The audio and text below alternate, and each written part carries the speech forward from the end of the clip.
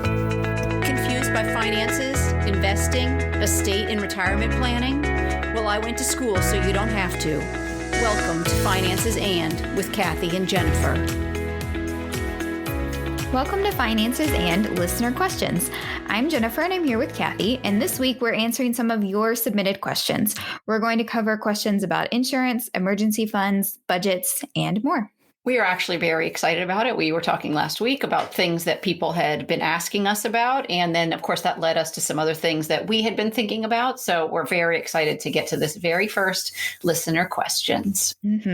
So first one is, what's the best auto insurance? I was talking to someone named Dennis at Erie Insurance, and he said it's not uncommon for people to kind of get hung up on taking only your state mandated minimum on a policy to save a few $100s. His suggestion, though, is not to take the minimums. And let me just remind you what things are covered in those minimums. There's liability for injuries and damages to the person outside of a vehicle is part of what it will cover. And there's liability for injuries and damages to the persons inside the insured vehicle, and the cost to repair or replace a damaged or stolen vehicle. So those are the three big things. When we talk about insurance, we're talking about splits, and you might hear of a split like 30, 60, 15. And I know we talked about this before, but just going to be real quick about it. The 30 means 30,000, the 60 means 60,000, and the 15 means 15,000. And so what that covers is the very first number in my example of 30 would be the per person bodily injury limit. So the most that it would pay out is $30,000 on a per person bodily injury limit. So 4 people, it's going to be $30,000 per person. The second number, which in my example was 60,000, is the per occurrence bodily injury limit. Now, in my example, because 60 is only twice of 30, it wouldn't pay out if there were 4 people injured. There would just be a total of 60 paid out. So I guess they'd have to split that amongst the 4 of them if that's how they're going to do it. And the last number is the property damage per occurrence limit. So again, in my example, it was 15, which means there's a $15,000 limit on that. So what does that mean? It means that if somebody is injured, you're only going to get $30,000 and up to $60,000 for each accident you have, and a $15,000 limit. But think about it. $15,000 is not going to cover the cost of your car if your car costs $30,000 to $50,000 to buy it. So you're going to want to make sure you have enough in that last number to cover the cost of your car. His suggestion is $250,000, $500,000, and $100,000. So what does that mean? It means you have $250,000 per person per accident, $500,000 maximum paid out in total for the people's injuries, and $100,000 for your vehicle. Now, that would include your vehicle and other property damage as well. But just so you're thinking about what I don't want to have the minimum, even if my state says it's the least I have to have. And maybe you do. Maybe saving that couple $100 a month is what you need to do right now. And maybe the vehicle you're driving does not require you to have more than that. But be aware that there are reasons for these different dollar limits. That collision repair car, if you're involved with another car or an object like a tree, and comprehensive is going to repair or replace if your car is stolen or damaged, but not in a collision. And that might look like a fire or vandalism or hail. Now, one of the things that you can do is buy an umbrella policy. And you can get $1 million umbrella policy for about $200. And that's going to cover up to $1 million over your insurance. So my first question to him was, well, why do I want to get higher coverage limits if my umbrella will cover up to higher dollar limits? And what he said was that if you don't have appropriate underlying coverage, in other words, if you bought the minimum and then try to use your umbrella, they might not honor that umbrella. So there's an expectation that you're buying an appropriate amount of coverage. So if you have I can't even think of a fancy car, but a fancy car that costs $80,000, and then you only get the $15,000 coverage for it, the umbrella might very well say, no, you should have had higher coverage for that vehicle.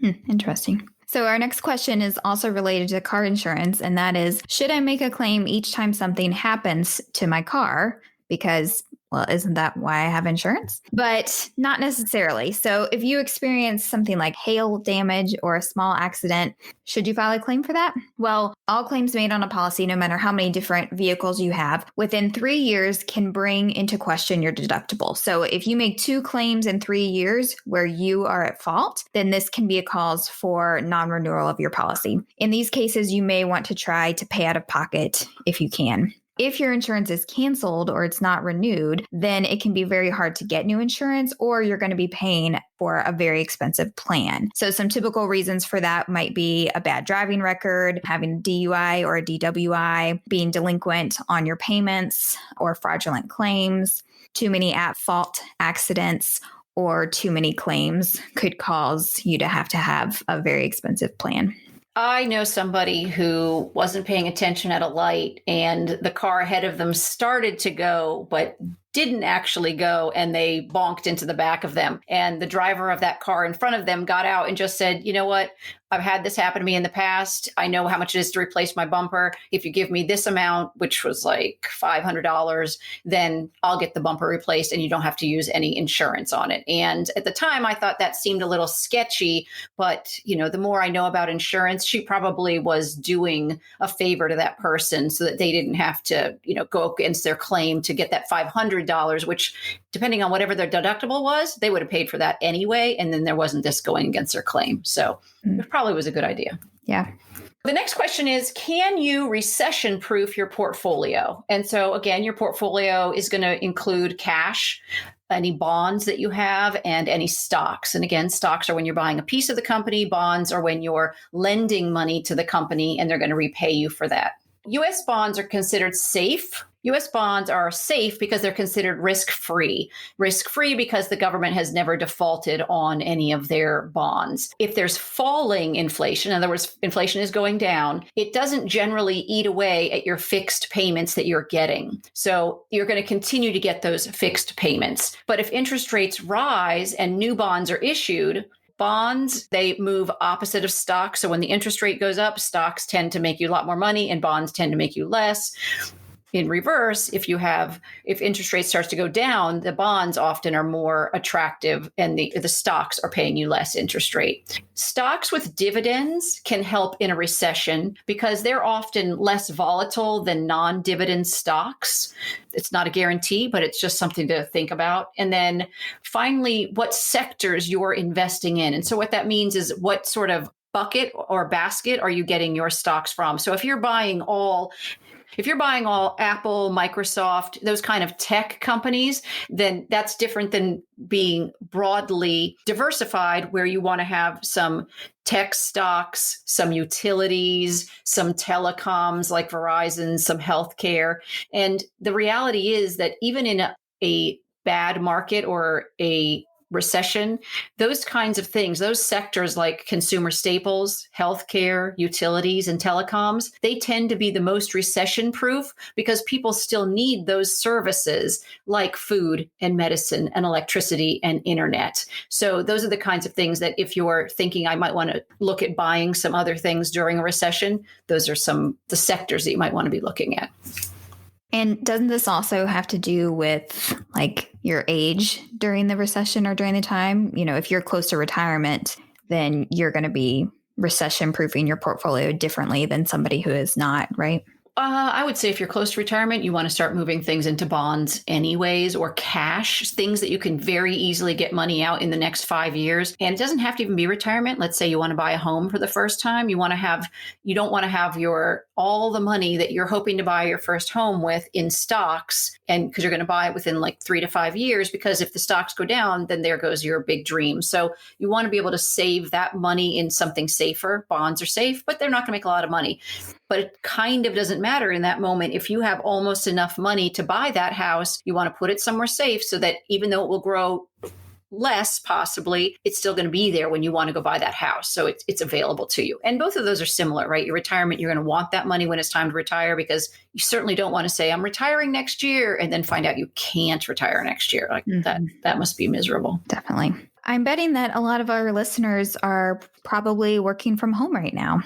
So our next question is, can I deduct my home office during COVID? Which is a really interesting question. You can only deduct space specifically dedicated to your work. So that means you can't deduct office space if you're working at your kitchen table. So if that's your office space right now, then you certainly can't deduct that. However, only independent contractors can deduct home office space anyway, not those of us that are just working from home currently.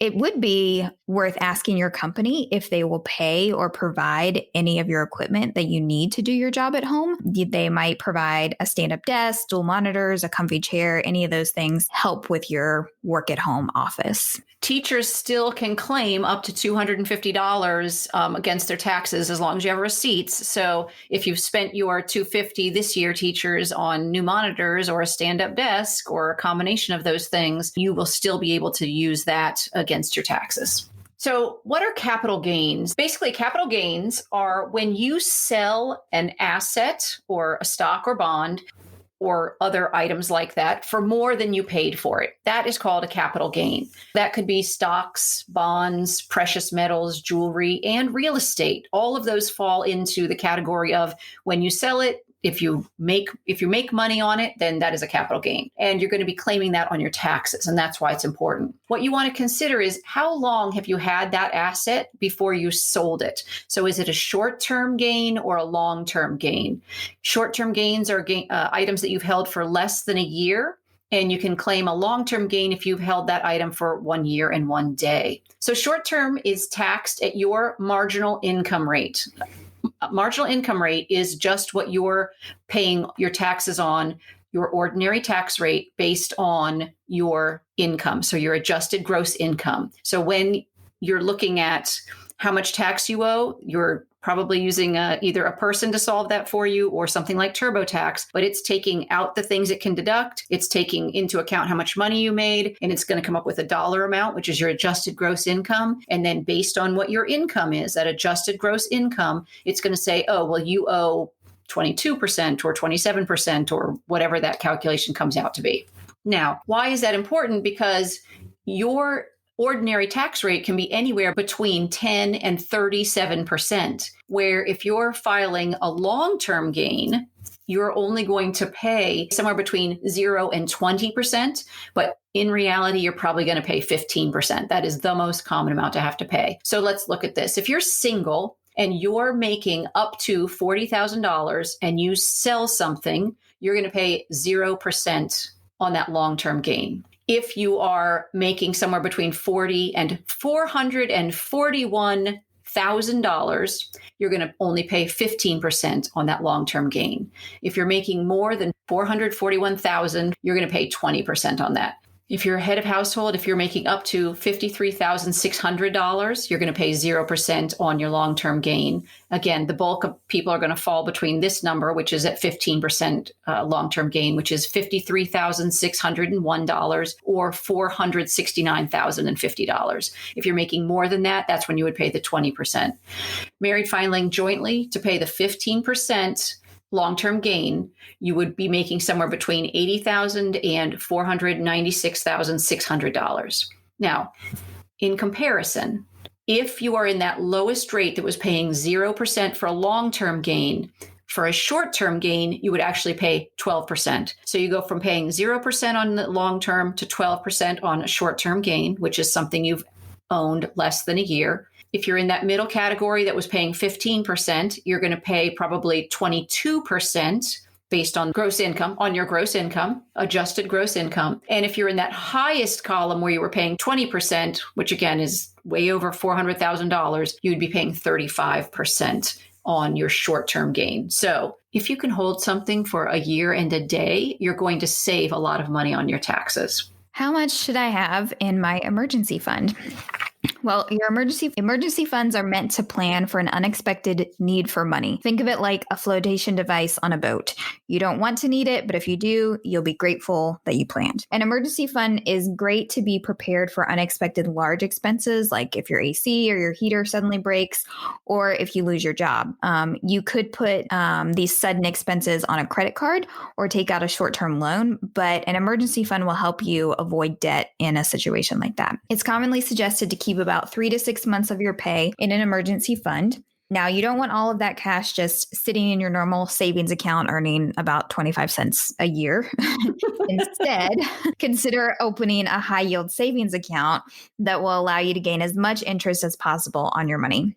And make sure you choose an account that allows you to access your money whenever you need it without penalties or fees, because you don't want to put your emergency fund money in something like a CD or other locked account that you can't access for a certain number of years. It needs to be easily accessible. So you can actually go to NerdWallet. They have a calculator where you can enter your monthly expenses, and it will help you figure out how much your goal should be to put in your emergency fund. And once you figure out that goal, you might realize, wow, that's a big number, because 6 months could be quite a lot that you're trying to save for. So some ways to help you reach that goal would be to save your tax return for something like this. It's a good idea to pay yourself first. So like when you get your paycheck, go ahead and take out whatever amount you've planned for and go ahead and put that in the emergency fund right away so that you don't spend it on something else. Cut out other things to save for this fund. You know, the NerdWallet calculator, I went ahead and stuck some numbers in there to try it. They called it the NerdWallet Emergency Savings Calculator. They asked for 7 or 8 things. One was your rent or mortgage,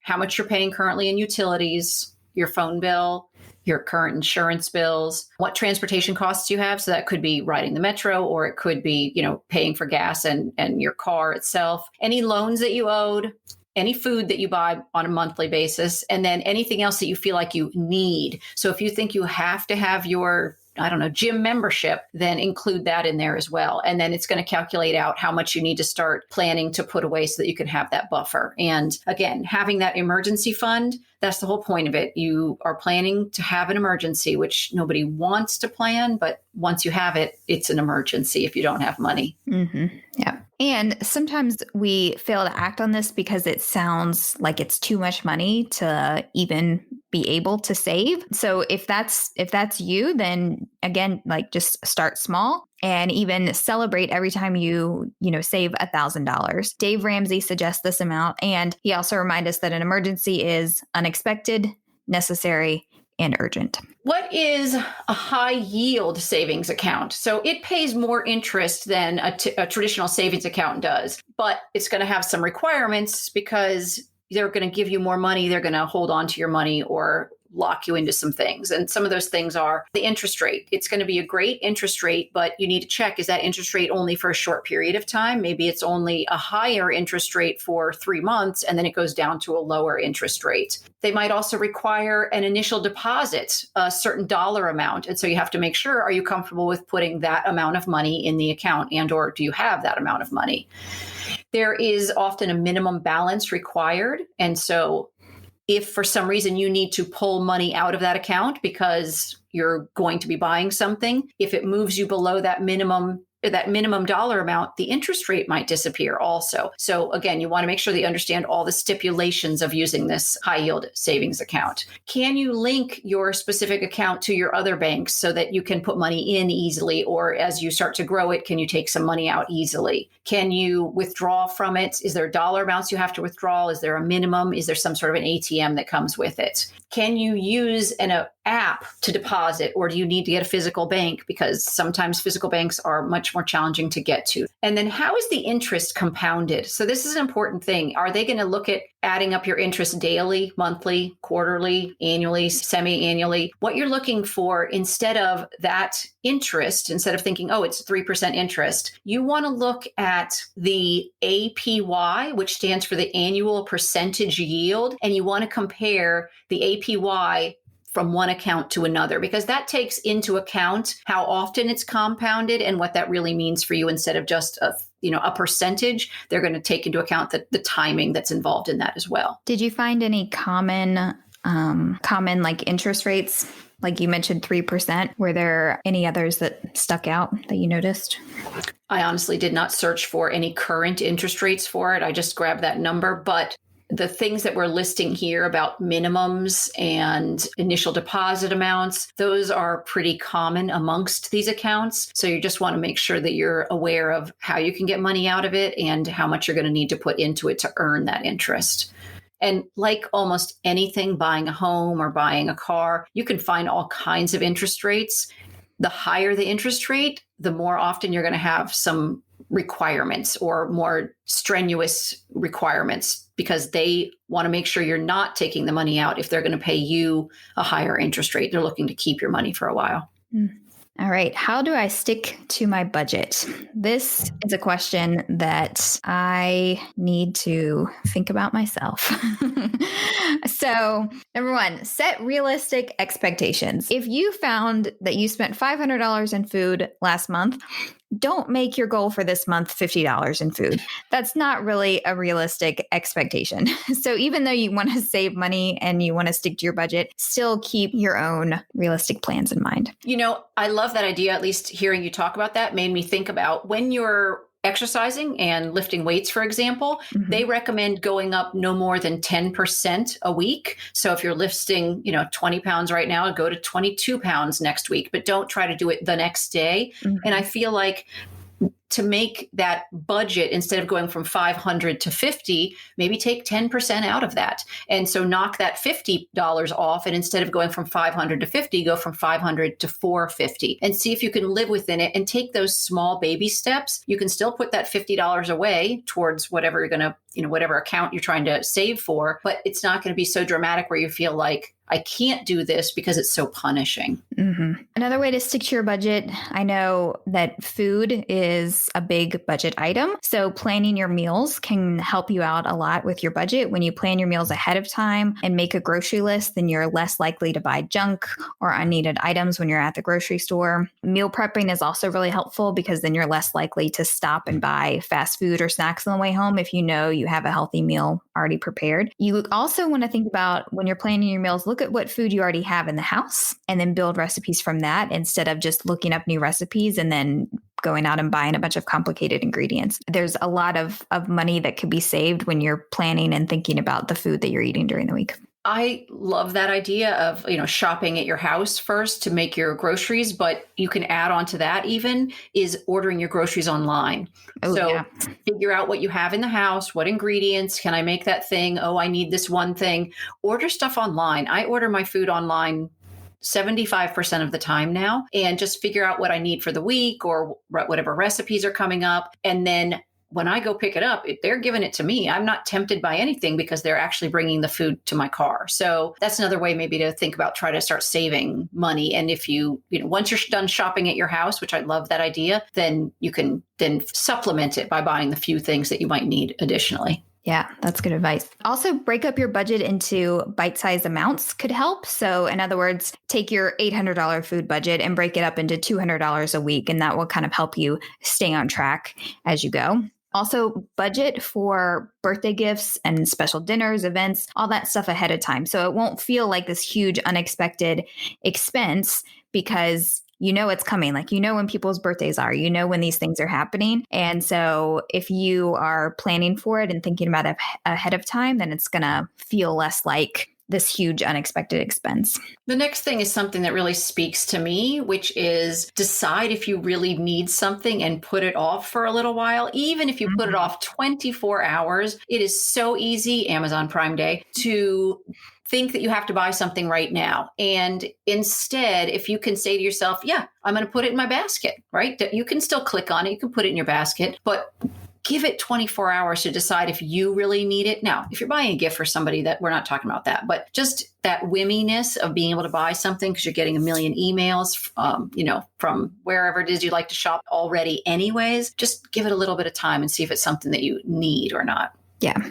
You can also use cash to stick to your budget. It's hard to spend money if you don't have it. So it might be helpful to put away the credit card for a while and use cash, maybe even if it's just for certain budget items that you're having trouble sticking to. So if it is the food budget, then maybe you take that $200 out cash and put it in your wallet. And that way, you know, when it's gone, you can't buy anymore. The next one is an accountability partner. And I love the idea. The first time I heard this, which was Norma, when she mentioned it on our budgeting podcast, she talked about somebody that she would call and say, do I need to get mulch this month? You know, because she was tempted to buy mulch. And I love that, especially if you're single, finding somebody else that is willing to at least listen a minute and talk you through whether it's a thing you really need or not. Because honestly, just having a conversation about it is often enough to make your own decision, but you've talked to somebody instead of just thinking about it in your head. Mm-hmm. Track your spending. Keep track of your receipts either in a spreadsheet, or you can use an app like Mint or Every Dollar to track your spending, and pay attention to this so that you can remind yourself when you need to rein in your spending. I know that I used this for a long time and it was super helpful. And then we got off track and stopped using it. And then we wondered why we're off of our budget. It's because we're not looking at it anymore. So it's really important to track your spending and pay attention to it. And the last thing that we have today, Amy had mentioned, and she was talking about a payroll tax holiday that might affect you. It depends on your company. Back in August, the IRS issued a notice allowing employers to suspend their withholdings, and you're having to pay your Social Security payroll taxes as a way to help with COVID relief. So they let your employer know that if they wanted to not pay the Social Security taxes from your paycheck, that they didn't have to, that would give you a larger paycheck from September 1 to December 31. It does only apply to those people who make less than $4,000 biweekly, which works out to $104,000 a year. It's a lot of money. Yeah. It's a lot of money. So if you fall into that category of less than $104,000 a year, your employer may very well have not withheld your payroll taxes for Social Security. If your employer did this, then the IRS is expecting you to repay that amount that was withheld from January 1 to April 30, which means you're going to be paying your Social Security taxes that you owed from January 1 to April 30 and the taxes that you owed last year from September 1 to December 31. We're still in the middle of this. We've only had September pass and a little bit of October here. If you are one of those people, you are able to go to your payroll department and say you want them to go ahead and start withholding those taxes if that's something you want them to do. And you can do that by just checking to see if it's not being withheld, then ask them to go ahead and withhold it if that's what you want them to do. Otherwise, you're going to, like I said, be double dipping in 2021. Anything else? No, that was fun. So thanks for listening to Finances and Listener Questions. We know you chose to listen today and we're grateful. If you enjoyed this episode, please subscribe and share and consider leaving us a review because it helps bring financial education to others and lets them find us more easily. Please let us know what questions you'd like answered by going to our website at financesand.net. You can now find infographics on those topics that we cover on our website and here in the show notes. Finances and does not provide tax or legal advice, and nothing in this podcast is to be construed as such.